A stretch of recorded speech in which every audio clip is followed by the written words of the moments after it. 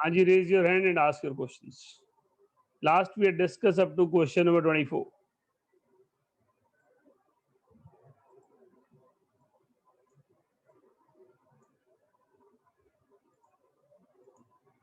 Question number 12. Question number 12. Sir subjective. अच्छा subjective है, subjective तो बाद में करता हूँ। ऑब्जेक्टिव में किसी को कोई कंफ्यूजन नहीं है? 24 के बाद वाले सभी हो गए हैं? वाह क्या बात है, आप तो बहुत इंटेलिजेंट हो गए सारे। हाँ जी, question number 28, least ionization potential will be of, किससे इलेक्ट्रॉन निकालना आसान है ये पूछा है। वैसे तो ये क्वेश्चन पीरियोडिक में पूछा है, पर एक्चुअल क्वेश्चन क्या है ध्यान से देखें तो बोहर मॉडल का है। All are single electron species, ionisation energy is minus of En and it is directly proportional to Z square. तो जितना ज्यादा Z होगा, एटॉमिक नंबर होगा, उतनी आयनाइजेशन एनर्जी ज्यादा होगी। तो least ionisation will be of hydrogen. तो आयनाइजेशन एनर्जी सबसे कम हाइड्रोजन की होगी। हाँ जी, नेक्स्ट क्वेश्चन।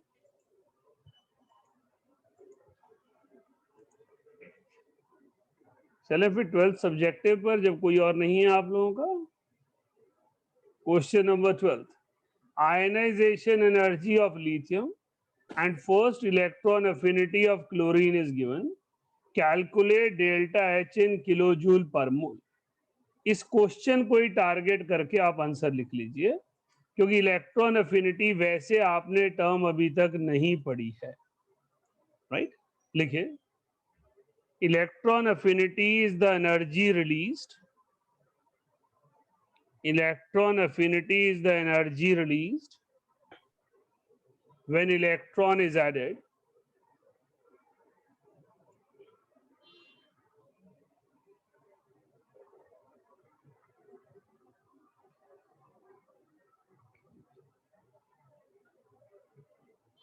सो बेटा आयनाइजेशन एनर्जी कैटायन फॉर्मेशन की एनर्जी है और इलेक्ट्रॉन एफिनिटी एनायन फॉर्मेशन की एनर्जी है।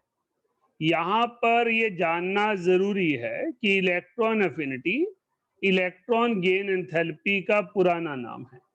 इलेक्ट्रॉन गेन एंथैल्पी और इलेक्ट्रॉन एफिनिटी में साइन का डिफरेंस है। Electron affinity was an English language term, affinity for electron. So if any atom has affinity for electron, it will release energy and we use the positive sign for it. लेकिन standard denomination से वो अलग चीज है। तो आपके पास इसे standard notion बनाने के लिए हमने ionise electron gain enthalpy word बना दिया बाय चेंजिंग इट साइन। तो इलेक्ट्रॉन अफिनिटी जो है वो ये जो वैल्यू लेनी है, इसको इलेक्ट्रॉन गेन एंथैल्पी लेना है और इसकी वैल्यू -3.61 EV है। राइट, क्वेश्चन में कह रहा है लिथियम कैटायन बन रहा है, इतनी एनर्जी मांग रहा है, क्लोरीन एनायन बन रहा है, इतनी एनर्जी रिलीज कर रहा है। तो डेल्टा H की वैल्यू क्या हो गई, ionisation energy plus electron gain enthalpy. So it is 5.41 minus 3.61, that is 1.80 electron volt. So overall energy in this particular process is 1.80 electron volt. लेकिन जब रिएक्शन ऐसे लिखा होता है तो उसे पर मोल में लिखना होता है। तो यहाँ दिया भी है किलो जूल पर मोल। तो ये देखिए क्वेश्चन नंबर 10 में आपको कन्वर्जन फैक्टर दिया हुआ है, 1 EV is equals to 96.3 kilojoule per mole. So it is 1.8 multiplied by 96.3. Energy will be in kilojoule per mole. हाँ जी, नोट कीजिए और जो पूछना है पूछ लीजिए। जन्नत समझ में आया बेटा? Yes, sir. So this value is 173.34 kilojoule per mole. So electron affinity is the amount of energy released during anion formation, and ionization energy is the energy released. Ionization energy is the energy required during cation formation.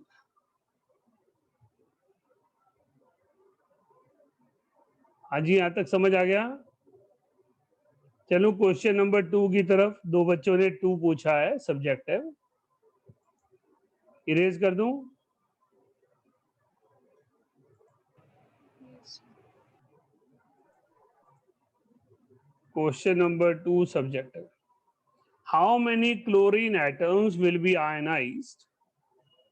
How many chlorine atoms will be ionized by the energy released for this atom? Okay. अब आपको ये समझना है, जो आपने नीचे term पढ़ी उसको यहां लगाओ। इलेक्ट्रॉन एफिनिटी 350 किलो जूल है, और आयनाइजेशन पोटेंशियल और आयनाइजेशन एनर्जी 1250 किलो जूल है। ये कह रहा है कि मेरे पास इतने एटम क्लोरीन के हैं जो इलेक्ट्रॉन गेन कर रहे हैं। अब इस नंबर को तो पर मोल कहते हैं, तो इसका मतलब 1 मोल एटम जो हैं वो इलेक्ट्रॉन गेन कर रहे हैं, और वो 350 किलो जूल एनर्जी रिलीज कर रहे हैं। ये एनर्जी जो है वो इस क्लोरीन को आयनाइज करने में लगनी है। तो हम क्या कहेंगे, 1250 kilo joule will ionize 1 mole of chlorine. So 350 kilojoule will ionize 350 by 1250. तो हमारे पास आ गया 350 डिवाइडेड बाय 1250, 0.28 मोल्स। क्योंकि हमसे एटम्स पूछे हैं तो हम कहेंगे number of atoms 0.28 into 6.023 into 10 to the power 23. So it is 1.68 into 10 to the power 23. आपके लिए सॉल्यूशन इंपॉर्टेंट नहीं है, कंसेप्ट इंपॉर्टेंट है। कंसेप्ट कह रहा है मैं 1 मोल क्लोरीन को इलेक्ट्रॉन दे रहा हूं, और ऐसा करने पर 350 किलोजूल एनर्जी रिलीज हो जा रही, और मैं इस एनर्जी को क्लोरीन के बाकी एटम को आयनाइज करने के लिए लगा देता हूं। तो आप बताइए मैं कितने क्लोरीन के एटम आयनाइज करने में सक्सेसफुल रहूंगा। So the amount of energy release by the electron gain enthalpy और anion formation of 1 mole chlorine is sufficient to ionize 0.28 moles of chlorine to chlorine positive. Question कैसे किया है वो एक स्किल है, पर कंसेप्ट क्या है वो इंपॉर्टेंट चीज है। कंसेप्ट कह रहा है कि मुझे क्या करना है, जो एनर्जी एक जगह रिलीज हो रही है उस एनर्जी को दूसरी जगह यूटिलाइज करना है। तो मैं क्या कर रहा हूं ये इंपॉर्टेंट है, राइट? तो मेरे पास आयनाइजेशन एनर्जी जो रिलीज हो रही है, जो रिक्वायर्ड है वो 1250 है, और जो रिलीज हो रही है वो 350 है। हाँ जी मनराज बोलिए। सर आज के टेस्ट में इलेक्ट्रॉन गेन एंथैल्पी का कॉन्सेप्ट आएगा? मैंने आज शेड्यूल में टेस्ट नहीं रखा है, नहीं तो मैं एजेंडा में टेस्ट डालता। मुझे लगा बाद में कि शीट 2 गई नहीं है, तो शीट 2 के बिना टेस्ट नहीं ले पाऊंगा। हाँ जी। हाँ जी। सो अगले क्वेश्चन जो मेरे पास चैट में आए हैं वो मैंने साइड पे लिख दिए हैं, तो मैं अभी उन क्वेश्चंस की तरफ जा रहा हूं। जिसके भी डाउट हो वो ध्यान रखें ना। क्वेश्चन नंबर 9 का 2, आयनाइजेशन 2। क्वेश्चन है the electronic configuration of some neutral atoms are given below, in which of these electronic configuration would you expect highest value of second ionisation energy. किस एलिमेंट की second ionisation energy सबसे ज्यादा होगी? It will be D, क्योंकि D में एक electron lose करने के बाद नोबल गैस कॉन्फ़िगरेशन आ जाएगी, और इसके लिए इलेक्ट्रॉन लूज करना मुश्किल हो जाएगा। so its ionization energy will be very high. Next question number 14 का B. Which of the following configuration would you expect to have second ionization energy? Same question है, ऑप्शन ढूंढते हैं, ऑप्शन भी same ही आएगी, सेकंड आएगी. इस element की second ionization energy ज्यादा होगी. क्लियर है? अगर मैं 3 और 4 में कंपेयर करता तो 4 की ज्यादा होती, पर जब मैं सारों में कंपेयर करूंगा तो सेकंड की ज्यादा आएगी, क्योंकि नोबल गैस कॉन्फ़िगरेशन अटेन करना हाफ फील्ड स्टेबिलिटी से ज्यादा इंपॉर्टेंट है. 16th का भी. Sir, it's clear. I wrote it mistakenly. Okay बच्चे. 18th का C. Arrange the following in the increasing order of radii. अब ये जो आयंस हैं ये क्या हैं? 1 2 3 ये आइसो इलेक्ट्रॉनिक है, और ये सल्फाइड जो है वो एक्सेप्शनल है. ये सारे सेकंड पीरियड से आए हैं और ये थर्ड पीरियड से आया है. थर्ड पीरियड वाले का साइज सबसे बड़ा होगा, और एनायन जितना नेगेटिव चार्ज कम होगा उतना छोटा होगा. तो जैसे जैसे नेगेटिव चार्ज बढ़ेगा रेडियस बड़ा हो जाएगा, लेकिन आपके सल्फाइड का रेडियस सबसे बड़ा होगा. नाइट्राइड, ऑक्साइड और फ्लोराइड आइसो इलेक्ट्रॉनिक स्पीशीज हैं. सल्फर जो है वो नॉन आइसो इलेक्ट्रॉनिक है, तो इसकी आयनाइजेशन, इसका जो रेडियस होगा वो बाकियों से बड़ा हो जाएगा. क्लियर? क्वेश्चन नंबर 18 का बी पूछा है. Carbon, nitrogen, silicon, phosphorus. थोड़ा सा मिक्सिंग सी दिखाई दे रही है, तो हमें पीरियोडिसिटी की मदद लेनी पड़ेगी. ये नाइट्रोजन, कार्बन, फास्फोरस और सिलिकॉन है. ये आपके पास ग्रुप 14 है, ये ग्रुप 15 है. ये सेकंड पीरियड है और ये थर्ड पीरियड है. तो थर्ड पीरियड वालों का साइज सेकंड पीरियड से ज्यादा होगा. सेकंड पीरियड पूरे पीरियोडिक टेबल के सबसे छोटे एलिमेंट्स का पीरियड है. तो आपके पास सबसे छोटा कार्बन और नाइट्रोजन में नाइट्रोजन होगा, फिर आपके पास फास्फोरस और सिलिकॉन में फास्फोरस होगा. So this will be the order of atomic radius. Right? So atomic radius का ऑर्डर इस तरह से रहेगा, जहां पर आपके पास atomic radius of nitrogen is less than that of the carbon, is less than phosphorus, is less than silicon. Excuse me sir. हाँ जी बोलिए बेटा. सर 18th का आपने सी पार्ट में बोला कि हमारे पास जो सल्फर है वो हमारे नेक्स्ट पीरियड में आ जाएगा तो वो सबसे बड़ा होगा. सर क्या हम इसे ईपी रेशो से भी कर सकते थे? बेटा सल्फाइड में नहीं कर सकते, क्योंकि वो आइसो इलेक्ट्रॉनिक नहीं है. आपके पास जो एटॉमिक रेडियस ईपी है, ई अपॉन पी रेशो है, वो सिर्फ आइसो इलेक्ट्रॉनिक पे लगती है या ions of the same element पे लगती है. आप रैंडम जो एलिमेंट्स हैं उन पे नहीं लगा सकते. Okay sir. हाँ जी अर्जुन बोलिए. सर जो फिर नॉर्मल एलिमेंट्स हैं तो फिर हमें उसमें ट्रेंड देखना होगा periodic. ऑब्वियसली नॉर्मल एलिमेंट जो न्यूट्रल है उन पे तो ई अपॉन पी वैसे ही नहीं लगा पाओगे, क्योंकि उन सबका ई अपॉन पी 1 होगा. For neutral atom number of electrons is always equal to number of proton. वहां तो पॉइंट ऑफ डिफरेंस ही नहीं आएगा. इसीलिए एटॉमिक रेडियस मेजर प्रॉपर्टी है, आयनिक रेडियस उसकी मॉडिफाइड प्रॉपर्टी है. 19th का A and B. Select from each group and species the species which has smallest radius, stating appropriate reason. O1 negative, O2 negative. इसमें आपके same element के anion है.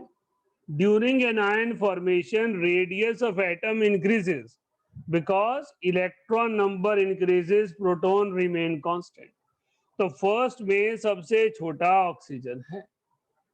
Now when we talk about these elements, potassium, strontium and argon, तो potassium के बाद calcium आता है, तो सेम ग्रुप में नहीं आए.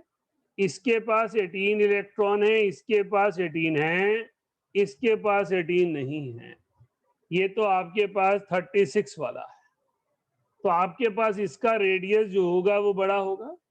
K पॉजिटिव और आर्गन में K positive will be smaller, क्योंकि आपके पास आइसो इलेक्ट्रॉनिक स्पीशीज में कैटायन का रेडियस न्यूट्रल एटम से छोटा होता है। हाँ जी, 19th इज क्लियर। जिसने पूछा था सर सी पार्ट भी एक बार बता दो। C part, silicon, phosphorus, chlorine, ये आपके पास same period of periodic table है, ग्रुप 50, एटॉमिक नंबर 15, 14, 17। तो along the period radius decreases, so smallest will be chlorine.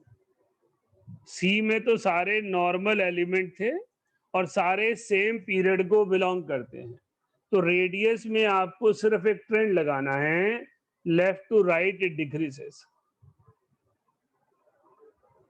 हाँ जी, एनीथिंग एल्स लेफ्ट? चले फिर लास्ट क्लास में जहां छोड़ा था। हाँ जी बरू बोलिए। Sir, in the same question, shouldn't the ionization energy of phosphorus be greater than chlorine because of the half-filled stable configuration? अगर आयनाइजेशन एनर्जी की बात करेंगे तो phosphorus will be smaller than chlorine, क्योंकि हाफ फिल्ड कॉन्फ़िगरेशन इफेक्ट सिर्फ next वाले पे लगता है। फास्फोरस से नेक्स्ट जो है वो आपके पास सल्फर है, राइट। कारण क्या है बेटा कि क्लोरीन पर जाते हुए रेडियस भी छोटा हो जाएगा, तो एक जगह रेडियस का फैक्टर आ गया, एक जगह कॉन्फ़िगरेशन फैक्टर हो गया, तो आयनाइजेशन एनर्जी पे रेडियस फैक्टर डोमिनेट कर जाएगा, राइट। हाँ जी अर्जुन बोलिए। सर एक ना कंसेप्चुअल डाउट था। बोलिए। सर डाउट था वो सर, एक जो डेफिनेशन का थी ना अपने आयोनाइजेशन एंथैल्पी की, सर उसमें उसका मतलब पूछना था, आइसोलेटेड गैसियस एटम का। आइसोलेटेड गैसियस एटम मतलब एटम अकेला अकेला पड़ा हुआ है, एक दूसरे से जुड़ा हुआ नहीं है। Ionisation energy is required when atom is alone. अब हमारे पास एलिमेंट में एटम कितनी तरह के होते हैं? एक तो आयरन है जो मेटल है, उसको हम ऐसे लिखते हैं। सॉलिड का मतलब है millions and millions of atoms are bonded together to form a crystal plate. तो मेटल की एक प्लेट बन रही है जिसमें thousands of atoms together present हैं। अब जब आप इसको एनर्जी दोगे तो पहले वो इसके स्ट्रक्चर को डिस्टॉर्ट करेगी, इसको तोड़ेगी, इनको अकेला अकेला करेगी। अब जब ये अकेला रह गया तो जो एनर्जी इलेक्ट्रॉन निकालेगी वो आयनाइजेशन एनर्जी कहलाएगी। अगर आप Fe सॉलिड को एनर्जी दे रहे हो वो आयनाइजेशन एनर्जी नहीं होगी। Fe सॉलिड पहले Fe गैस में कन्वर्ट होगा और फिर Fe गैस जो है वो Fe1 पॉजिटिव गैस में कन्वर्ट होगा। आपने जो एनर्जी सॉलिड को दी वो आइसोलेटेड एटम नहीं है, इसलिए आयनाइजेशन एनर्जी नहीं कहलाएगी। आयनाइजेशन एनर्जी सिर्फ ये कहलाएगी। Okay sir. हाँ जी मनराज, आप क्या पूछना चाहते हैं? सर मेरा भी एक क्वेश्चन था। बोलो। अगर किसी एलिमेंट के suppose P sub shell fully filled हो और किसी और एलिमेंट का P sub shell half filled हो, दोनों में से स्टेबल कौन सा होगा? फुली फिल्ड पी, क्योंकि वो नोबल गैस कॉन्फ़िगरेशन एक्वायर करता है। Noble gas configuration has higher stability. Okay. हाँ जी, चलें फिर अगले टॉपिक पर। Last class we had started by taking the advantage of the time with electron gain enthalpy, but we had not completed the concept, है ना। We just had taken the initiation कि आपके पास electron gain enthalpy क्या होती है। हमने कहा it is the amount of energy evolved or absorbed when electron is added to the outermost orbital of an isolated gaseous atom in its ground state। हमने कहा electron gain enthalpy वो energy है जो इवॉल्व भी हो सकती है और ऑब्जॉर्ब भी हो सकती है जब किसी भी एटम में इलेक्ट्रॉन को ऐड किया जाएगा। एटम में इलेक्ट्रॉन को ऐड कर रहा हूं, तो जब एटम में इलेक्ट्रॉन ऐड करूंगा तो एनायन ही बनेगा। तो हमने कहा it is the energy involve during formation of anion.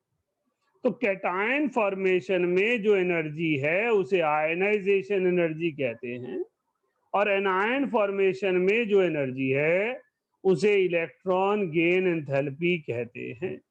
Ionization energy हमेशा पॉजिटिव होती है, इलेक्ट्रॉन गेन एंथैल्पी पॉजिटिव और नेगेटिव दोनों हो सकती है, ऐसा हमने लास्ट क्लास में पढ़ा। लेकिन अभी तक ये नहीं पढ़ा कब पॉजिटिव कब नेगेटिव होगी, अभी तक सिर्फ ये पढ़ा कि ये पॉजिटिव और नेगेटिव हो सकती है।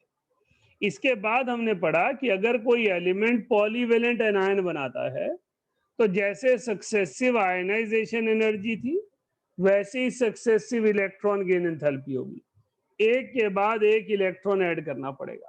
तो हमने कहा एक न्यूट्रल एक एनायन में जब आप इलेक्ट्रॉन ऐड करेंगे तो एनायन में इलेक्ट्रॉन मतलब नेगेटिव के साथ नेगेटिव को जोड़ रहे हो, सो वो धक्का लगाएंगे, रिपेल करेंगे, so that will always be positive. तो कुछ बच्चों का कंसर्न था, सेकंड तो बता दिया, थर्ड फोर्थ में क्या होगा? मैंने कहा थर्ड फोर्थ में सेम ही होना है क्योंकि नेगेटिव चार्ज बढ़ ही रहा है। न्यूट्रल एटम में पॉजिटिव नेगेटिव दोनों हो सकती है, लेकिन एनायन के केस में हमेशा पॉजिटिव होगी, चाहे एनायन 1 नेगेटिव हो चाहे एनायन 2 नेगेटिव हो। यहां तक मेरे ख्याल से लास्ट टॉपिक किया था हमने, क्लियर है? चलिए आगे लिखिए। halogens require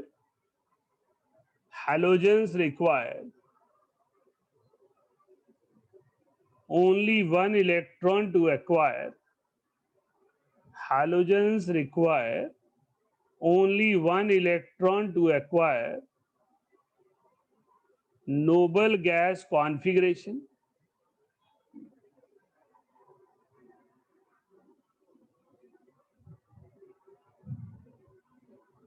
and their size is smallest in their periods.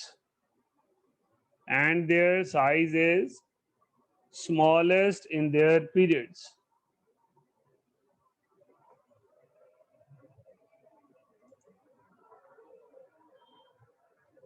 So their negative electron gain enthalpy. So their negative electron gain enthalpy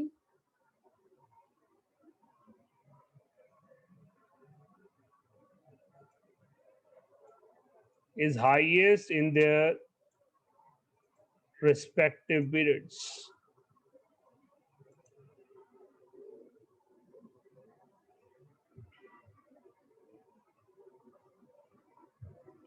बेटा यहां पर मैंने नेगेटिव को हाईलाइट किया है क्योंकि मैं नेगेटिव हाईएस्ट बोली है। आप जानते हैं मैथमेटिकली नेगेटिव में बड़ी टर्म एक्चुअल छोटी होती है, मैथमेटिकल वैल्यू उसकी छोटी होती है। तो कई बार क्या होता है, examiner directly electron gain enthalpy का ऑर्डर पूछ लेता है तो वो नेगेटिव इलेक्ट्रॉन गेन एंथैल्पी से उल्टा हो जाता है। हमने यहाँ लिखा कि हैलोजेंस का साइज अपने पीरियड में सबसे छोटा है, इसलिए उनके लिए इलेक्ट्रॉन लेना ज्यादा आसान है, न्यूक्लियर फोर्स ऑफ अट्रैक्शन ज्यादा है। सेकंड, एक इलेक्ट्रॉन लेते ही वो नोबल गैस कोर बन जाएंगे, उनके पास फुली फिल्ड स्टेबिलिटी आ जाएगी। तो उनकी जो एक डिमांड है इलेक्ट्रॉन की, जो उसको अट्रैक्ट करने की टेंडेंसी है, वो स्ट्रॉन्गर है, इसलिए वो ज्यादा से ज्यादा एनर्जी रिलीज करते हैं। सो the amount of energy release during formation of anion in halogen is highest. Electron gain enthalpy anion formation है। एनायन की फॉर्म में सिर्फ 2 ही ग्रुप हैं जिनके एलिमेंट जाने जाते हैं, एक हैलोजन है और एक ऑक्सीजन फैमिली है, चैल्कोजेंस है।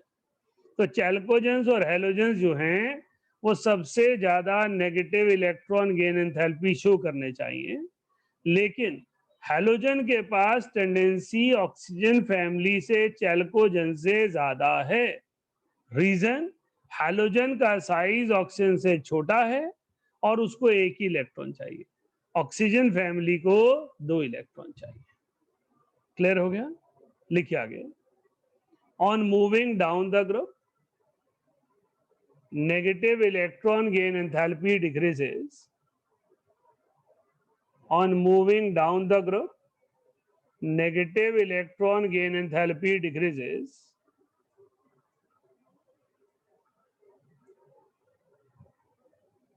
due to increase in size.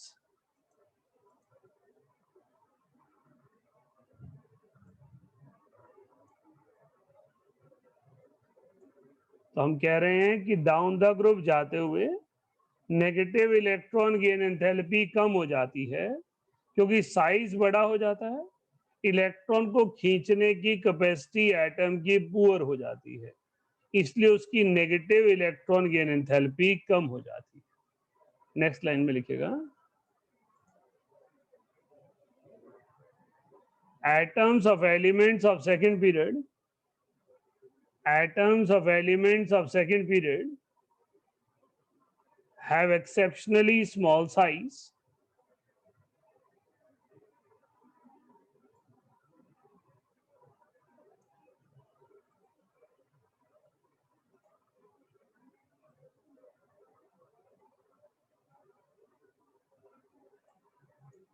so addition of an electron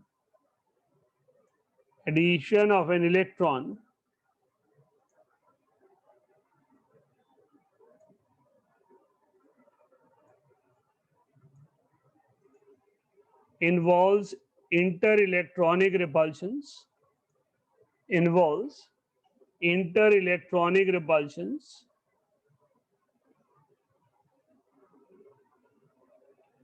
and energy is required to overcome these forces.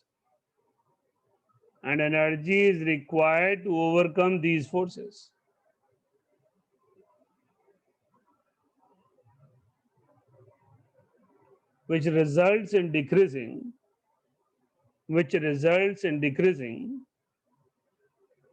negative electron gain enthalpy of first element.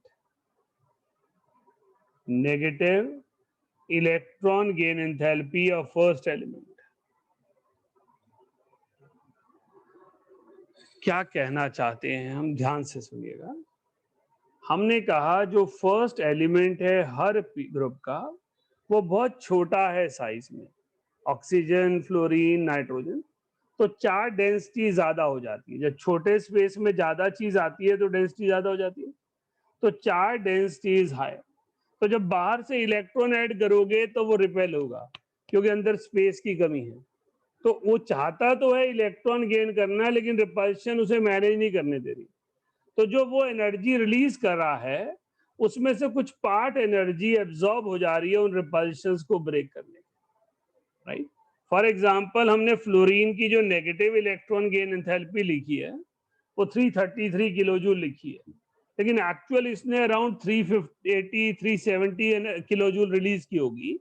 उसमें से कुछ 40-50 किलोजूल एब्जॉर्ब हो गई उन फोर्सेस को ब्रेक करने में। एज अ रिजल्ट उसकी नेगेटिव इलेक्ट्रॉन गेन एंथैल्पी कम हो गई। तो हमने कहा जब हम डाउन द ग्रुप देख रहे हैं क्लोरीन, ब्रोमीन, आयोडीन, तो क्या देखने को मिल रहा है, it is regularly decreasing. Chlorine का साइज बड़ा है, क्लोरीन छोटा है, ब्रोमीन उससे बड़ा, आयोडीन सबसे बड़ा है। तो इलेक्ट्रॉन ऐड करने में हमें दिक्कत हो रही है जैसे जैसे हम डाउन द ग्रुप मूव कर रहे हैं। लेकिन जो फर्स्ट एलिमेंट है उसकी negative electron gain enthalpy relatively lower है। तो नेगेटिव इलेक्ट्रॉन गेन एंथैल्पी पूरे के पूरे ग्रुप पीरियड में, पूरे के पूरे पीरियोडिक टेबल में हाईएस्ट वैल्यू होती है क्लोरीन के लिए, सेकंड पर फ्लोरीन है। मैंने फ्लोरीन का कलर इसलिए चेंज किया है ताकि आप ध्यान रखें कि वो एक्सेप्शन है। Chlorine is more than, bromine is more than iodine. This is a regular order. On moving down the group, negative electron gain enthalpy is decreasing. Fluorine is exceptionally lower due to its small size. Note कीजिए।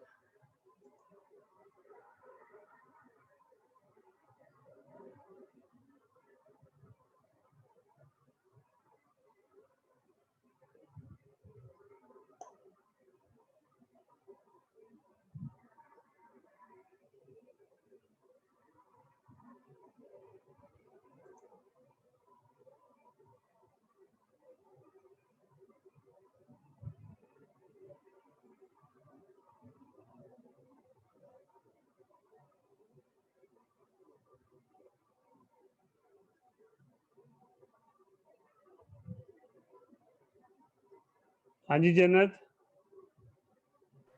मेरे को ये last में समझ नहीं आया, आपने fluorine को एक्सेप्शन बताया ना। बेटा वो तो हमने पहले ही लिख दिया यहाँ पे कि addition of an electron will have repulsions. इन रिपल्शंस को ओवरकम करने के लिए एटम को एक्स्ट्रा एनर्जी देनी पड़ती है।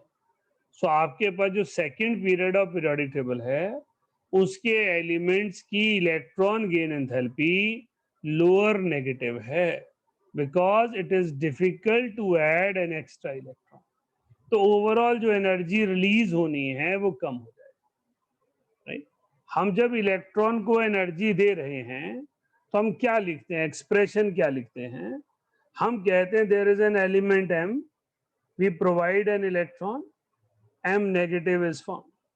हमने कहा जब ये इलेक्ट्रॉन यहाँ दोस्ती करने गया, जब ऐड होने गया, तो जो एनर्जी रिलीज हुई वो एनर्जी -x किलोजूल होनी चाहिए थी, प्लस उसमें y किलोजूल जो है वो एब्जॉर्ब हो गई रिपल्शंस के कारण।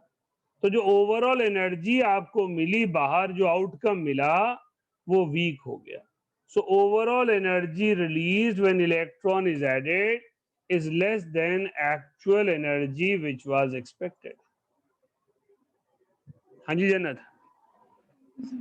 It is applicable to all elements of second period. Next लिखिए। जब भी एनायन की बात होगी, इलेक्ट्रॉन गेन एंथैल्पी की बात होगी, सिर्फ दो ही पीरियड पे क्वेश्चन आएंगे, ग्रुप पे क्वेश्चन आएंगे, एक ग्रुप 16 और एक ग्रुप 17। रीजन, या तो एनायन ग्रुप 16 बनाता है चैल्कोजेंस, या एनायन ग्रुप 17 बनाता है हैलोजन। ऑर्डर पढ़ने के लिए हम जिस मर्जी का पढ़ रहे हो, लेकिन जिनकी वजह से ये प्रॉपर्टी है वो ग्रुप 16 और ग्रुप 17 है। लिखिएगा। अगस्त क्या पूछना है आपको? सर मैं बार बार पता नहीं डिस्कनेक्ट होता जा रहा हूँ, आपकी वॉइस बीच में चली जाती है। नेट कनेक्शन एकदम ठीक है सर। पता नहीं बेटा, यहाँ से तो ठीक जा रही है ना, कोई ऐसी वजह कह नहीं सकता मैं। लिखिए आगे। Elements of group 16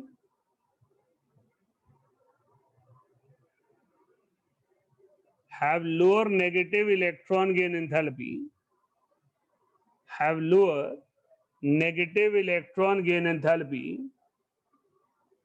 than group 17.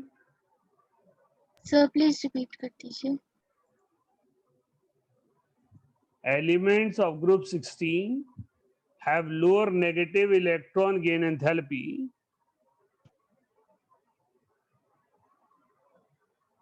than group 17 as they require 2 electrons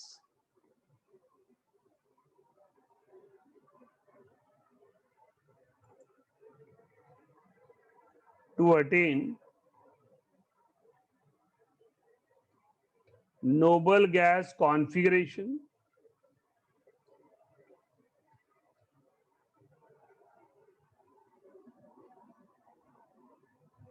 and their size is bigger than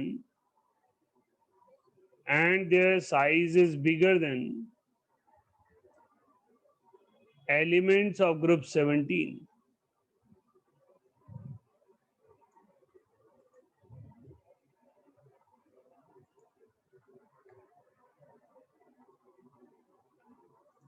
फिर हमने कहा कि हमारे पास एलिमेंट्स ऑफ ग्रुप 16 की जो नेगेटिव इलेक्ट्रॉन गेन एंथैल्पी है वो ग्रुप 17 से कम है। हमारे पास यहाँ एनर्जी थी -300 के आसपास या उससे ऊपर, -296, -325, -333 एंड -349। यहाँ मैक्सिमम एनर्जी आ रही है -200। तो इनकी जो एनर्जी रिलीज करने की कैपेसिटी है पर मोल वो बहुत कम है इन कंपैरिजन टू ग्रुप 17। उसकी वजह है कि इनके एटम्स का साइज बड़ा है and they require 2 electrons to attain noble gas core. So urgency to acquire stability is poor. Requirement of electron is poor. तो इलेक्ट्रॉन को गेन करने की टेंडेंसी ऑक्सीजन फैमिली की रिलेटिवली कम होती है। तो इलेक्ट्रॉन ऐड जो है होता तो है, क्योंकि नॉन मेटल हैं, छोटे साइज के हैं, इलेक्ट्रॉन को खींचेंगे और एनायन बनाएंगे, लेकिन जो एनर्जी रिलीज होगी वो रिलेटिवली वीकर होगी। आगे लिखिए, among elements of group 16, among elements of group 16, oxygen has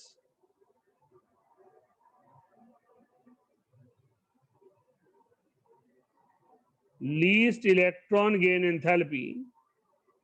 Oxygen has least negative electron gain enthalpy due to its small size.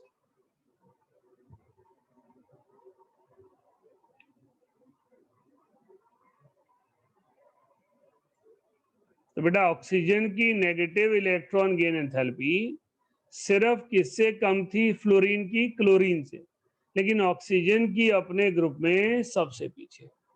यहां पर जब ग्राफ से हम देख रहे थे, fluorine was substantially at higher position than bromine and iodine, but in case of oxygen family यहाँ पर सल्फर, सेलेनियम और टेलुरियम की हायर है और ऑक्सीजन की वैल्यू जो है वो लोअर है, क्योंकि ऑक्सीजन का साइज जो है वो छोटा है बाकी एलिमेंट से, इसलिए इलेक्ट्रॉन एडिशन डिफिकल्ट है। पिछला ऑर्डर वगैरह बना लिया था तुमने, ग्राफ वगैरह? चलिए इसको भी नोट कर लीजिए।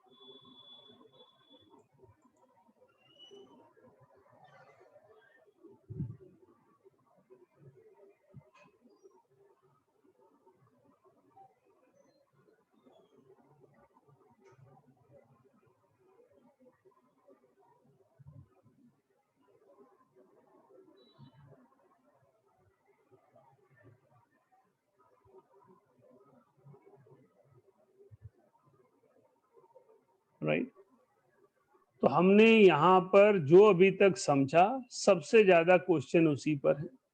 बाकी कोई एक्सेप्शन है, कोई ऑब्जर्वेशन है, some rare questions you may have some on some other topics. One more important is about chalcogens oxygen family, क्योंकि वो डाइवेलेंट एनायन बनाते हैं। पर जो हमने अभी तक समझा है वो क्या है? Negative electron gain enthalpy is the amount of energy released during formation of an ion. It is favored by small size.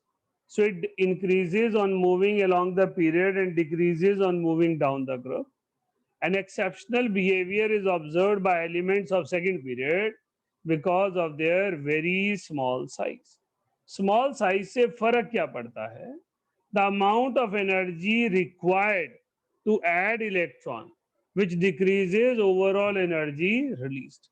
इन्होंने एनर्जी रिलीज तो करनी है, पर साइज छोटा है, इलेक्ट्रॉन डेंसिटी हायर है, तो इंटर इलेक्ट्रॉनिक रिपल्शन ज्यादा है।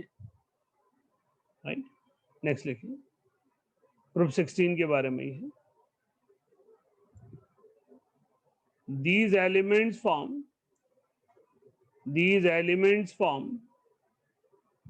divalent anions,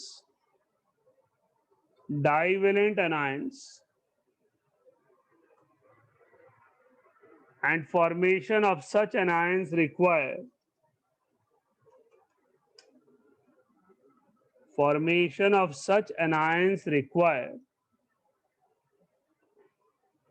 first and second electron gain enthalpy.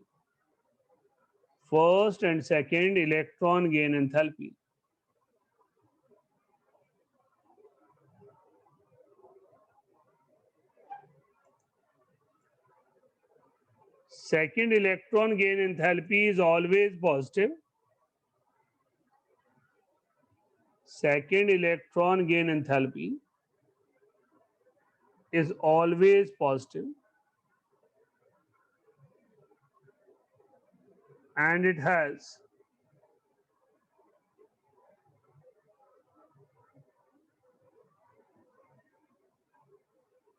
higher magnitude.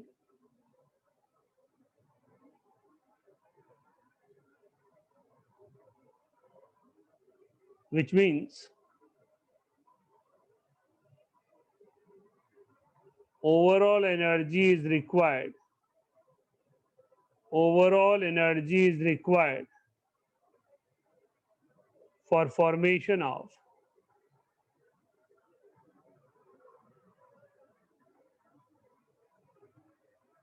divalent anion.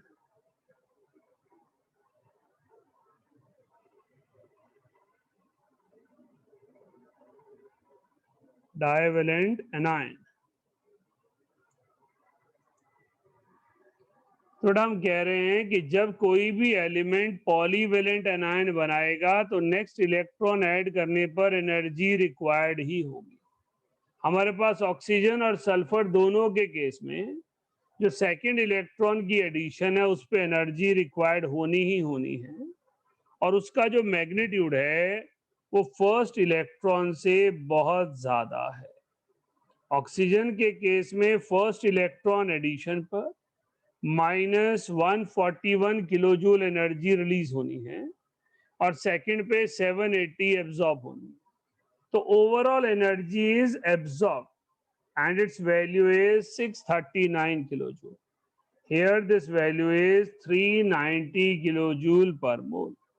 तो एनर्जी पैरामीटर को देखते हुए anion formation of oxygen demands higher ionized electron gain enthalpy, whereas sulfur require lesser electron gain enthalpy. Note कीजिए, हमने यहाँ लिखा है कि आपके पास एनायन के नाम से दो ही ग्रुप के एलिमेंट जाने जाते हैं, ग्रुप 16 एंड ग्रुप 17। ग्रुप 16 ने सिर्फ मोनोवेलेंट एनायन बनाना है, काम खत्म हो जाता है ऑर्डर लिख के। लेकिन ग्रुप 17 ने डाइवेलेंट एनायन बनाना है, तो मैं खाली इलेक्ट्रॉन गेन एंथैल्पी पे रुक नहीं सकता, मुझे second gain electron gain enthalpy को चेक करना है। तो ओवरऑल ऑक्सीजन से ऑक्साइड बनाने पे 639 किलोजूल एनर्जी एब्जॉर्ब हो रही है और सल्फर में 390 किलोजूल एनर्जी रिलीज हो रही है, एब्जॉर्ब हो रही है। नोट कीजिए सभी। एक बार थोड़ा सा ऊपर कर सकते हैं, लास्ट की राइमिंग चेकिंग थी। दिख रहा है? Yes sir.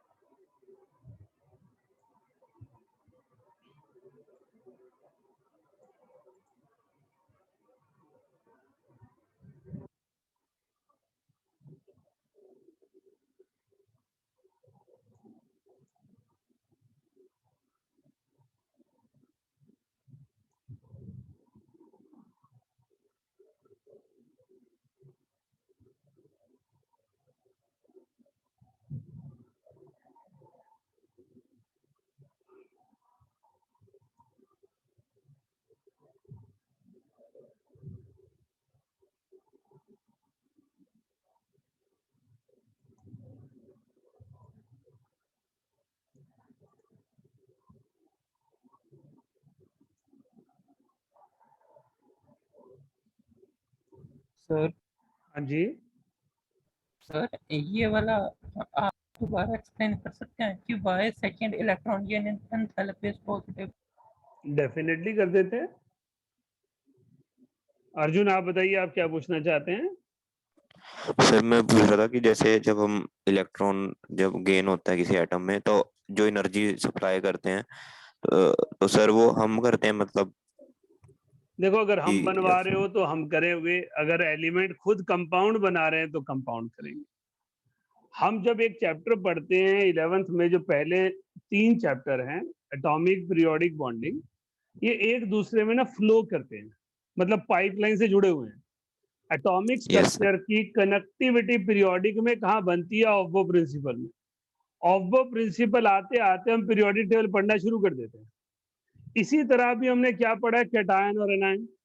कैटायन एनायन पढ़ेंगे कहाँ पर? बॉन्डिंग। पीरियोडिक में तो काम है नहीं। हाँ, तो पीरियोडिक में हम क्या कर रहे हैं? बॉन्डिंग के लिए तैयारी कर रहे हैं।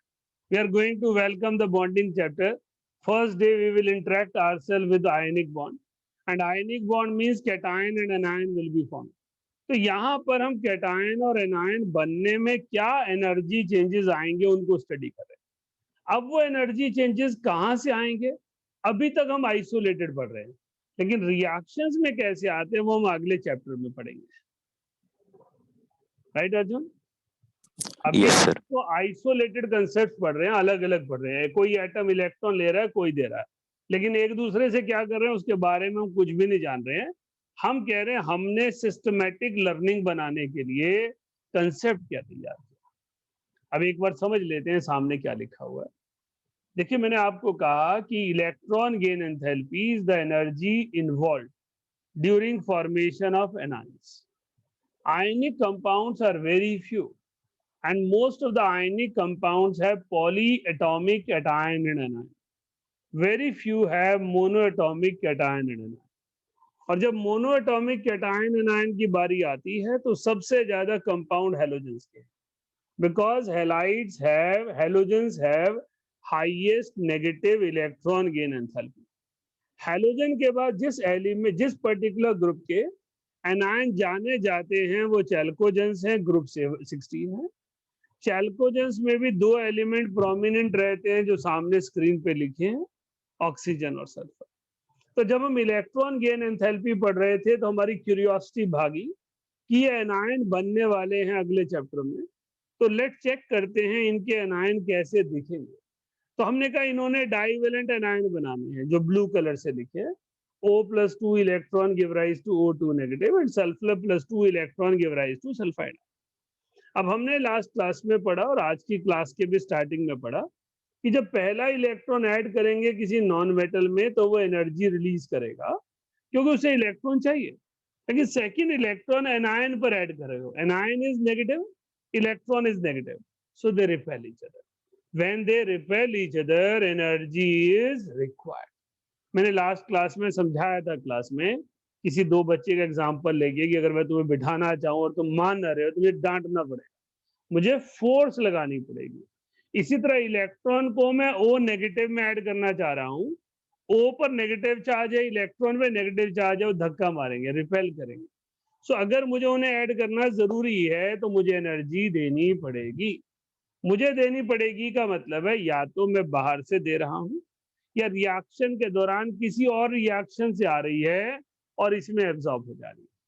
हमने कहा क्योंकि हम कह रहे हैं first electron gain enthalpy negative है, second electron gain enthalpy positive है, लेकिन ओवरऑल एनर्जी क्या है हमें पता नहीं जब तक हमने न्यूमेरिकल डाटा नहीं किया। अगर हमने खाली लिख लिया पहला -x है और दूसरा +y है तो हमें ये नहीं पता वो -x + y माइनस आएगा या प्लस आएगा। इसको समझने के लिए ये 2 एग्जांपल लिए मैंने कहा ऑक्सीजन में जो सेकंड इलेक्ट्रॉन गेन एंथैल्पी है वो 780 किलोजूल है और जो सल्फर में है वो 590 है। जब मैं ओवरऑल इन दोनों को इकट्ठा करता हूं तो पॉजिटिव आती है। इसका मतलब ऑक्सीजन से ऑक्साइड आयन बनाना और सल्फर से सल्फाइड आयन बनाना, दोनों में एनर्जी रिक्वायर्ड है। हाँ जी, अभी कुछ पूछना है इस एग्जांपल से रिलेटेड किसी को? हमने कहा पूछने को हम क्वेश्चन कितने भी एलिमेंट्स के पूछ सकते हैं, लेकिन जब हम एनायन बनाएं, इलेक्ट्रॉन गेन एंथैल्पी की बात करें तो सबसे पहले माइंड में थॉट जाना चाहिए कि ये एनायन फॉर्मेशन की एनर्जी है। दूसरा, अगर एनायन एक से ज्यादा नेगेटिव चार्ज होगा तो सक्सेसिव इलेक्ट्रॉन गेन एंथैल्पी लगेगी और second, third, fourth always positive होती है। फिर जिनके लिए ये negative electron gain enthalpy important है वो हैलोजेंस और चैल्कोजेंस हैं। दोनों में ही फर्स्ट एलिमेंट का एक्सेप्शनल बिहेवियर है। हैलोजन में फर्स्ट एलिमेंट की एनर्जी सिर्फ सेकंड से कम है और चैल्कोजन में फर्स्ट की एनर्जी सभी से कम है। इस particular exceptional behaviour of first element की वजह इनके छोटे साइज का होना है। हमने कहा चैल्कोजन में 2 इलेक्ट्रॉन चाहिए, तो जो ओवरऑल एनर्जी होगी वो पॉजिटिव आएगी जब 2 इलेक्ट्रॉन ऐड हो जाएंगे। हाँ जी, एनी क्वेश्चन? चले आगे, लिखिए हुए electron gain enthalpy of beryllium, electron gain enthalpy of beryllium, nitrogen and noble gases is always positive, and noble gases is always positive.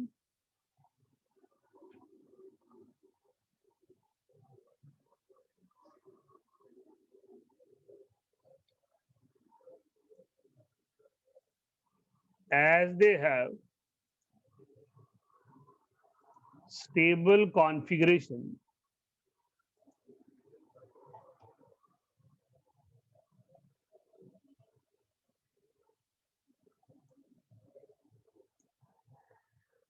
and they require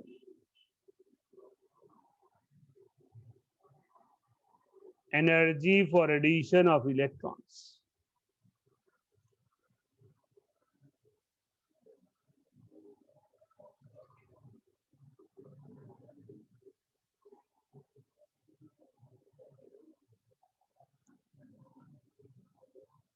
तो हमने कहा अगर आप बेरिलियम में एक इलेक्ट्रॉन ऐड करते हैं, अगर आप नाइट्रोजन में एक इलेक्ट्रॉन ऐड करते हैं, या आप नोबल गैसेस में एक इलेक्ट्रॉन ऐड करते हैं, नोबल गैसेस तो बड़ा डोमेन हो गया, कोई भी नोबल गैस ले सकते हो, helium, neon, argon, krypton. First में हमने सिलेक्टिव एलिमेंट सिलेक्ट किए हैं, तो इन सब की जो इलेक्ट्रॉन गेन एंथैल्पी है वो पॉजिटिव है, क्योंकि इनमें से कोई भी इलेक्ट्रॉन लेना नहीं चाहता, क्योंकि इलेक्ट्रॉन लेने से पॉजिटिव है, क्योंकि इलेक्ट्रॉन लेने से ये अनस्टेबल हो जाएंगे। They already have stable configuration.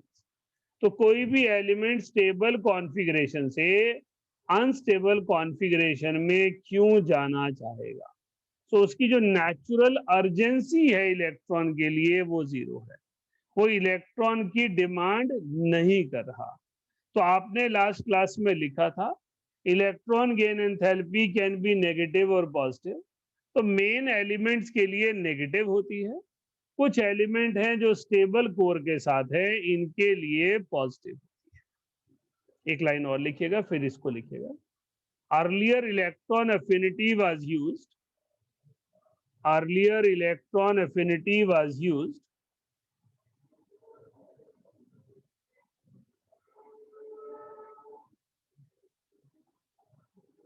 which is positive for elements, which is positive for elements require electron and 0 for elements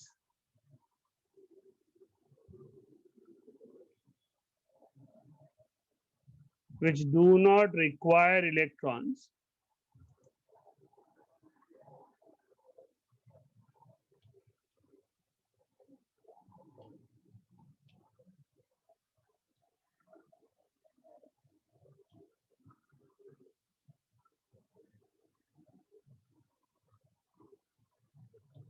बेटा जो इलेक्ट्रॉन नहीं चाहते वो एलिमेंट हैं जिनके पास स्टेबल कॉन्फ़िगरेशन। तो जब मैं इलेक्ट्रॉन अफिनिटी लिखता हूं इन एलिमेंट्स की तो 0 लिखता हूं। नेगेटिव इलेक्ट्रॉन गेन एंथैल्पी या इलेक्ट्रॉन गेन एंथैल्पी जब लिखता हूं तो मुझे इसके लिए साइन पॉजिटिव चाहिए।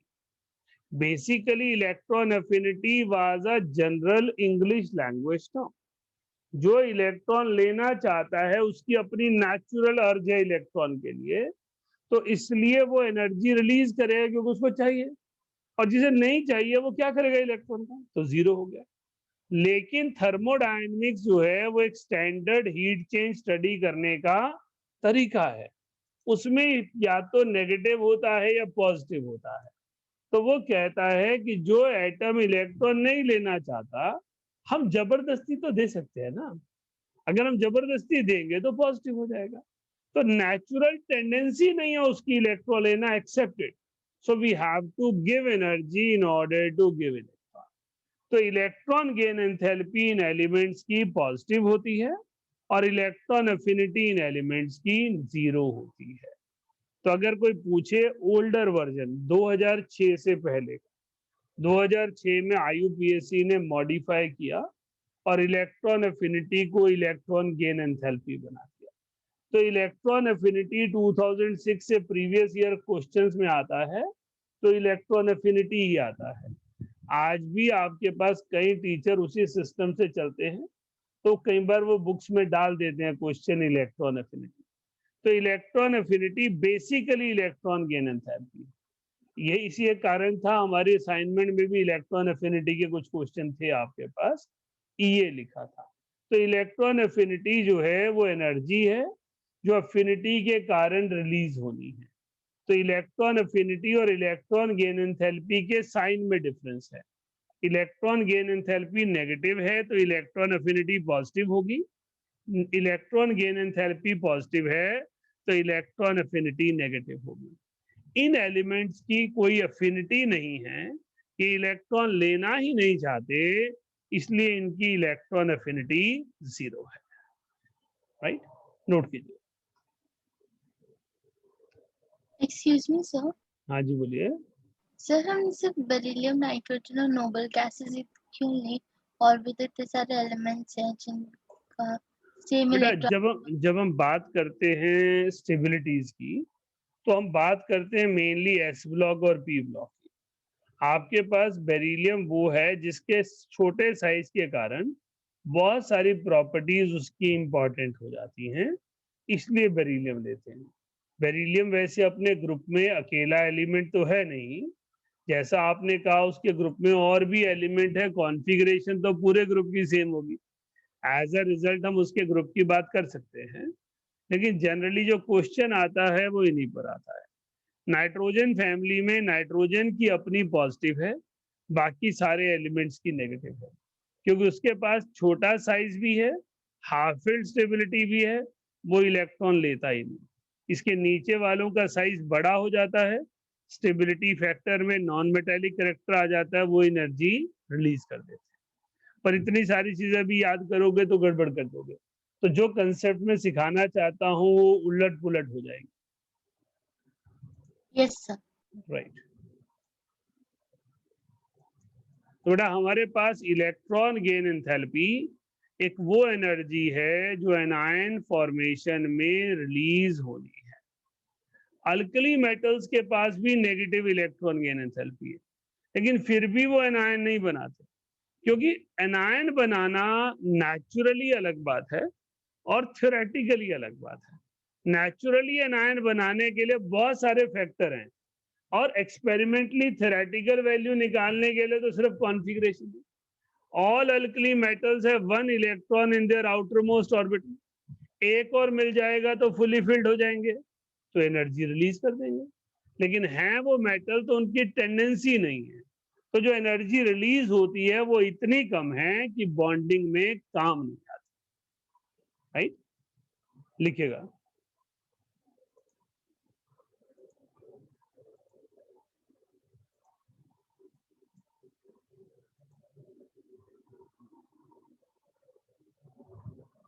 बेटा नोट डाल के लिखना सबने ना। Alkali metals have only one electron in outermost orbital.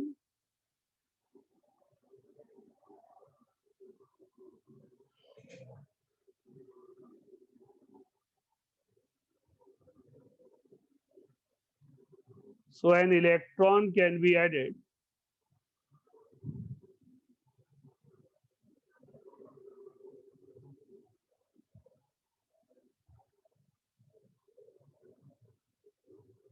and provide fully filled configuration.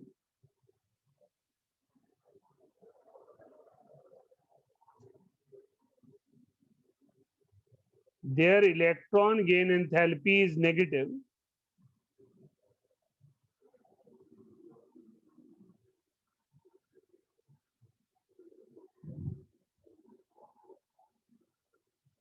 yet they do not form anions.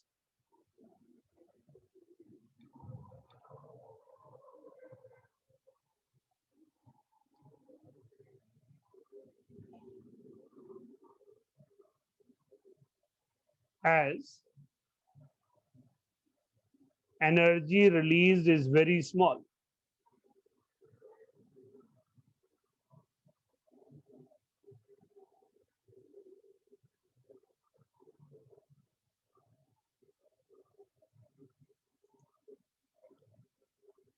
But इस एनर्जी रिलीज छोटी होने से क्या फर्क पड़ेगा वो भी इस चैप्टर में हम नहीं समझ सकते, वो बॉन्डिंग में समझे। तो हम यहाँ पे सिर्फ इतनी सी बात लिख रहे हैं कि अल्कली मेटल्स, स्पेलिंग गलत लिखे हुए हैं, इसमें कमांड ठीक नहीं ली, अल्कली मेटल है, अल्कलाइन नहीं है। अल्कली मेटल्स की जो इलेक्ट्रॉन गेन एंथैल्पी है वो नेगेटिव है, वो इलेक्ट्रॉन आसानी से गेन करते हैं और एनर्जी रिलीज भी करते हैं, लेकिन एनर्जी रिलीज करने से उनको बड़ा फायदा नहीं हो पाता, वो रेगुलर एनायन नहीं बन पाते। हम कह रहे हैं लिथियम में अगर एक इलेक्ट्रॉन ऐड करें और लिथियम एनायन बन जाए, यहाँ पर इसके पास कॉन्फ़िगरेशन थी आउटर मोस्ट 2s1, जिसका मतलब था एक अनपेयर्ड इलेक्ट्रॉन फर्स्ट शेल में, सेकंड शेल में था। जब इसने एक इलेक्ट्रॉन ले लिया, ये 2s2 बन गया, 2s2 बनेगा तो इसके पास 2 इलेक्ट्रॉन हो जाएंगे, तो ये शेल फुली फिल्ड हो गया। इसका मतलब इस प्रोसेस में एनर्जी रिलीज हो गई। तो एनर्जी रिलीज होती है, लेकिन लिथियम कभी एनायन की फॉर्म में जाना नहीं जाता, क्योंकि जो एनर्जी रिलीज हो रही है वो एक्सट्रीमली स्मॉल है, वो इतनी काम की नहीं है कि उसकी मदद से कोई कंपाउंड बनाया जा सके। तो negative electron gain enthalpy of lithium is very very small, right, note कीजिए।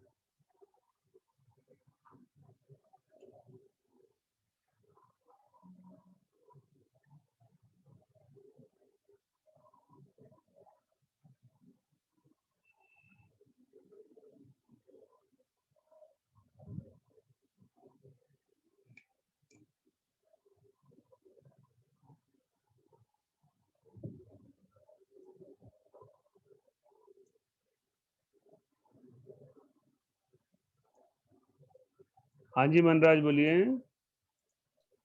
तो सर आपने समझाया कि इलेक्ट्रॉन गेन एंथैल्पी और electron affinity kind of similar चीज है, तो इनके बीच में डिफरेंस क्या है?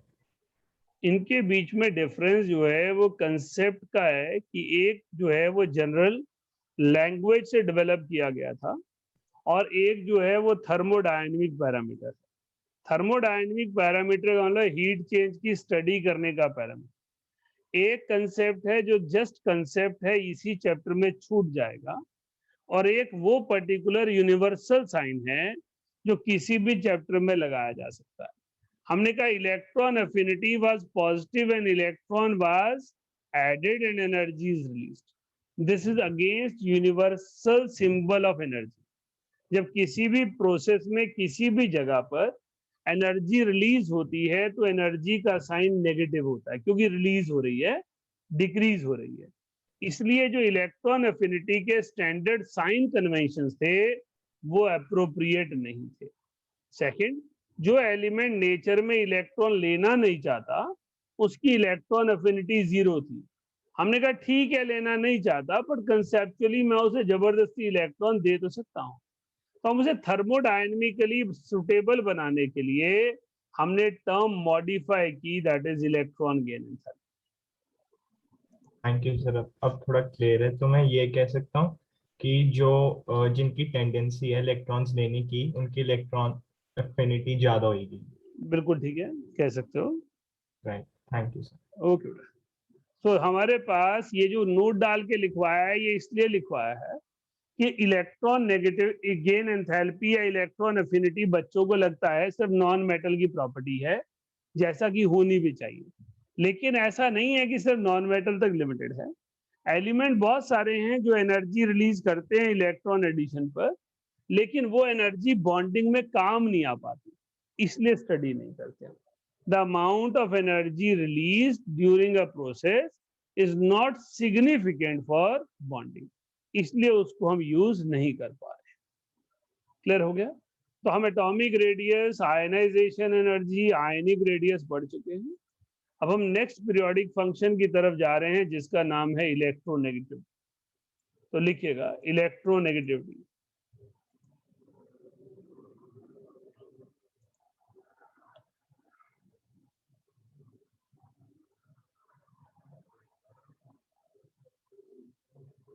बेटा इलेक्ट्रोनेगेटिविटी कोवेलेंट बॉन्ड की प्रॉपर्टी है।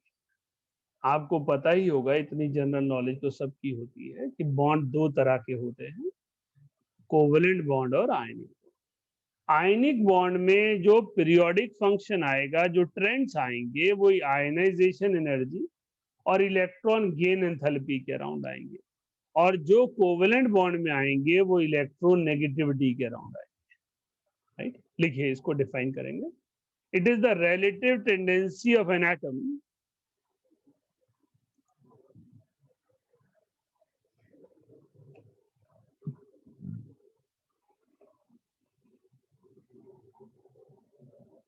It is the relative tendency of an atom to attract shared pair of electrons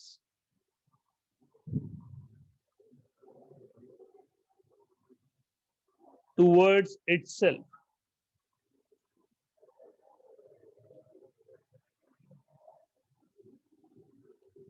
which means it is the property of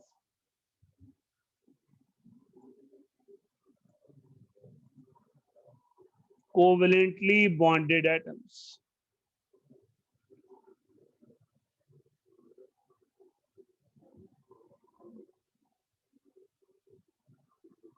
तो बेटा कोवेलेंट बॉन्ड क्या होता है? शेयरिंग से जो बॉन्ड बनता है। अब दो एटम के बीच में इलेक्ट्रॉन शेयर हो रहा है, अब वो इलेक्ट्रॉन को अपनी तरफ खींचने की कोशिश करेंगे, मतलब एक रस्सा कशी का एक गेम चल रहा है। बीच में रस्सी की तरह बॉन्ड है, शेयर्ड पेयर है, और दो एटम ने पकड़ा हुआ, तो जिसकी पावर ज्यादा होगी वो खींच लेगा। अब पावर का मतलब केमिस्ट्री में क्या है? Nuclear force. तो जिसकी न्यूक्लियर फोर्स ज्यादा होगी वो खींच लेगा, तो जिसका साइज छोटा होगा वो खींच लेगा।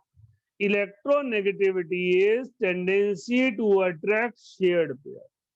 इलेक्ट्रॉन गेन एंथैल्पी और इलेक्ट्रॉन एफिनिटी एनायन फॉर्मेशन में रिलीज होने वाली एनर्जी को कहते हैं, और इलेक्ट्रोनेगेटिविटी शेयर्ड पेयर को अपनी तरफ खींचने की टेंडेंसी को कहते हैं। So it is the relative tendency of an atom to attract shared pair of electrons. लिखिए आगे। On moving down the group,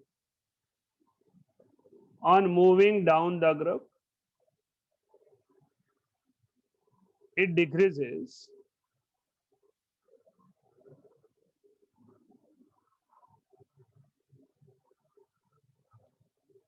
and on moving along the period,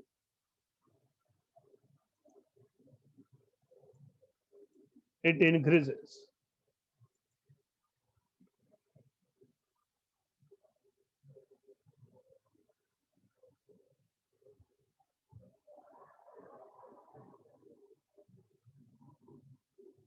It is a unitless quantity.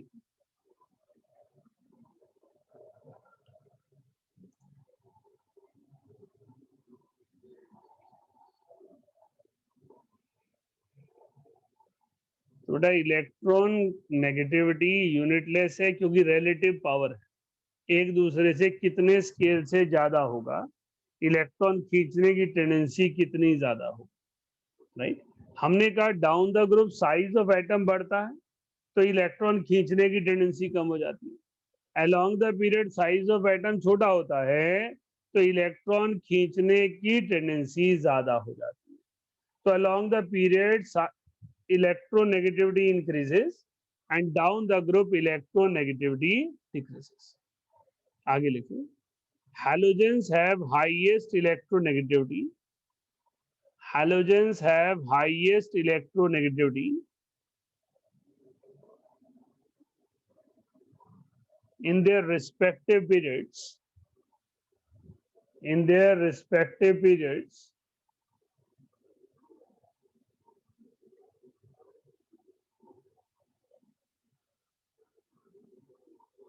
and fluorine is the most electronegative element.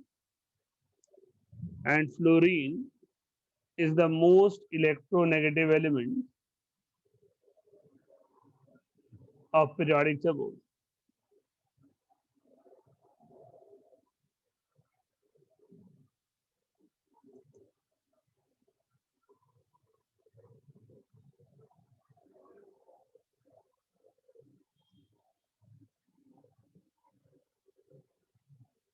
Four most electronegative elements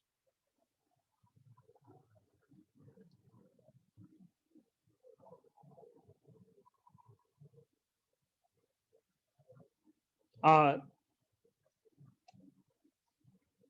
fluorine, oxygen, nitrogen, and chlorine.